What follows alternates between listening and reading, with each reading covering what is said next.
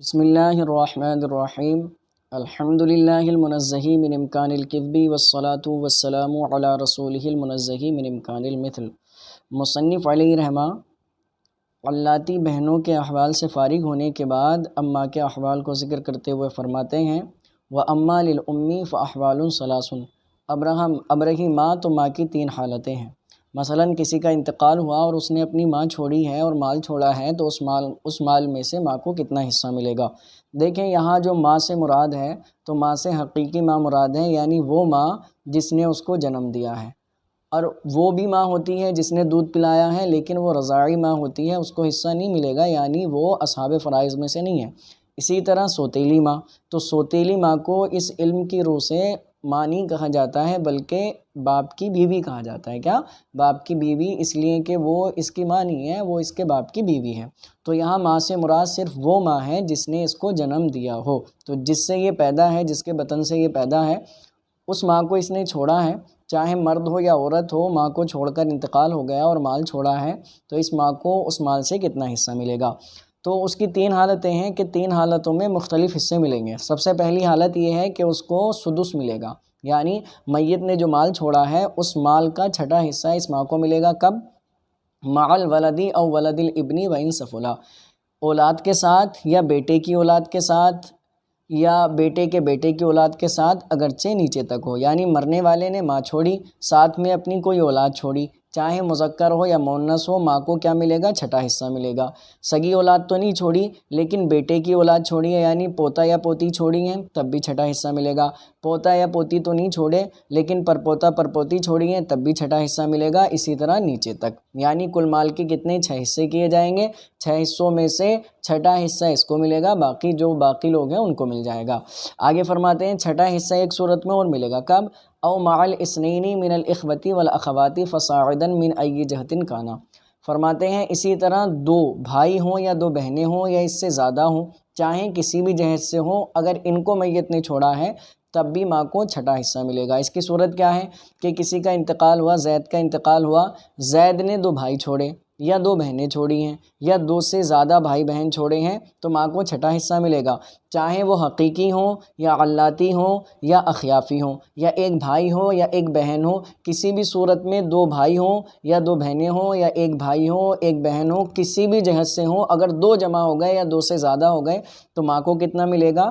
چھٹا حصہ ملے گا۔ یعنی کل مال کے کتنے حصے کیے جائیں گے؟ 6 حصے کیے جائیں گے، 6 حصوں میں سے ایک ماں کو مل جائے گا اور باقی ان کو مل جائے گا، ٹھیک ہے؟ آگے چلیں، آگے دوسری حالت کیا ہے؟ ماں کو کتنا ملے گا؟ فرماتے ہیں وَثُلُثُ الْكُلِّ، یعنی کل مال کا تیسرا حصہ، کہ کل مال کے 3 حصے کیے جائیں گے، 3 حصوں میں سے ایک حصہ ماں کو دے دیا جائے گا۔ یہ کب ملے گا اس کو؟ عند عدم ہؤلاء المذکورین، جو ذکر کیے گئے ہیں ان کے نہ ہونے کے وقت، یہ جو ذکر کیے گئے ہیں ان کے نہ ہونے کے وقت، یعنی نہ تو اولاد ہو نہ بیٹے کی اولاد ہو اگرچہ نیچے تک ہو، اسی طرح نہ 2 بھائی یا 2 بہنیں یا ایک بھائی ایک بہن ہو، تو اس صورت میں ماں کو کیا ملے گا؟ کل مال کا تیسرا حصہ۔ مثلا مرنے والے نے کون چھوڑا؟ باپ چھوڑا اور ماں چھوڑی، تو اب مال کے کتنے حصے کیے جائیں گے؟ 3 حصے کیے جائیں گے اور ماں کو 1/3 مل جائے گا اور باقی جو 2 بچا ہے وہ باپ کو مل جائے گا، اس لیے کہ اس صورت میں باپ کیا ہوا؟ اسبا بن گیا۔ اب تیسری حالت کیا ہے؟ وَثُلُثُ مَا بَقِيَ بَعْدَ فَرْضِ أَحَدِ الزَّوْجَيْنِ، زوجین میں سے کسی ایک کو جو بچا ہوا ہے اس کو اس کا فرض حصہ دینے کے بعد جو باقی بچا ہے اس کا ثلث ماں کو ملے گا، اس کا ثلث کس کو ملے گا؟ ماں کو ملے گا۔ فرماتے ہیں کب ہے یہ؟ وَذَلِكَ فِي مَسْأَلَتَيْنِ، اور یہ صرف 2 مسئلوں میں ہے۔ کیا مطلب؟ کہ مرنے والے نے شوہر چھوڑا، عورت تھی، اس کا انتقال ہوا، اس نے شوہر چھوڑا ہے اور ساتھ میں والدین چھوڑے ہیں، تو ماں کو کتنا ملے گا؟ یا مرنے والا مذکر تھا، اس نے بیوی چھوڑی اور والدین چھوڑے ہیں، تو اس صورت میں ماں کو کتنا ملے گا؟ تو فرماتے ہیں کہ مرنے والے نے اگر بیوی اور والدین کو چھوڑا ہے تو بیوی کو دینے کے بعد جو مال بچے گا اس مال کا 1/3 ماں کو دے دیا جائے گا۔ یا مرنے والی عورت تھی، اس نے شوہر چھوڑا اور والدین چھوڑے ہیں، تو پھر جو ہے شوہر کو دینے کے بعد جو بچے گا اس مال کا 1/3 کس کو دے دیا جائے گا؟ ماں کو دے دیا جائے گا۔ تو فرماتے ہیں یہ 2 مسئلوں میں ہے، اور وہ کیا ہے کہ مرنے والی عورت تھی وہ مر گئی، اس نے کون چھوڑا؟ شوہر چھوڑا، زوجین و ابوین، ٹھیک ہے؟ شوہر اور والدین کو چھوڑا ہے تو اب شوہر کا حصہ کتنا ہوتا ہے؟ اگر اولاد نہ ہو شوہر کا حصہ ہوتا ہے نصف۔ اب فرماتے ہیں نصف دینے کے بعد جو حصہ بچے گا، جو مال بچے گا، اس کا 1/3 ماں کو مل جائے گا اور باقی جو بچے گا وہ باپ کا ہو جائے گا، اس لیے کہ باپ اس صورت میں کیا ہے؟ اسبہ ہے۔ اب مسئلہ کتنے سے بنے گا؟ بس صرف یہ دیکھ لیجئے ہیں، مثلاً مان لیجئے شوہر چھوڑا، یہ پہلا والا جو ہے شوہر چھوڑا اور ماں باپ کو چھوڑا ہے، تو شوہر کا حصہ کتنا ہوا؟ نصف، اور ماں کا حصہ کتنا ہوا؟ ما بقیہ کا ثلث۔ تو مسئلہ بنے گا کتنے سے؟ 6 سے۔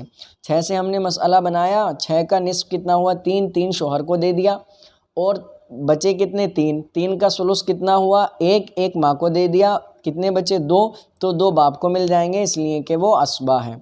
اب اس کے آگے چلیں، اگلا والا مسئلہ کہ بیوی چھوڑی اور والدین چھوڑیں، تو اب مسئلہ کتنے سے بنے گا کہ اگر اولاد نہ ہو تو بیوی کو کون سا حصہ ملتا ہے؟ بیوی کو ربع ملتا ہے۔ تو اب فرماتے ہیں اب مسئلہ اس ربع ہی سے بنا لیں گے۔ ربع سے مسئلہ بنایا، یعنی 4 سے مسئلہ بنایا، 4 میں سے 1 بیوی کو دے دیا، اور پھر بچے 3 کا ثلث کتنا ہوا؟ 1 ماں کو دے دیا، اور باقی جو 2 بچے ہیں وہ باپ کو مل جائیں گے اس لیے کہ باپ اسبہ ہے۔ ٹھیک ہے، آگے فرماتے ہیں وَلَوْ كَانَ مَكَانَ الْأَبْ جَدٌّ، کہ اگر باپ کی جگہ کون ہو؟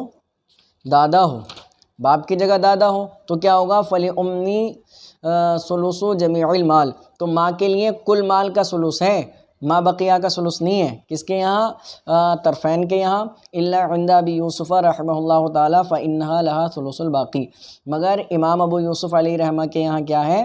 ثلث الباقی ہے، یعنی احد الزوجین کو دینے کے بعد جو بچے گا اس کا ثلث ہے، جبکہ دادا ہو۔ اگر والد چھوڑے ہیں، باپ چھوڑے ہیں، تو اس صورت میں تو سب کے ہاں بالاتفاق ما بقیہ کا ثلث ہے، لیکن اگر دادا چھوڑے ہیں تو امام ابو یوسف علیہ رحمہ کا مذہب یہ ہے کہ ما بقیہ کا ثلث ہے، اور طرفین کا مذہب یہ ہے کہ کل مال کا ثلث ہے۔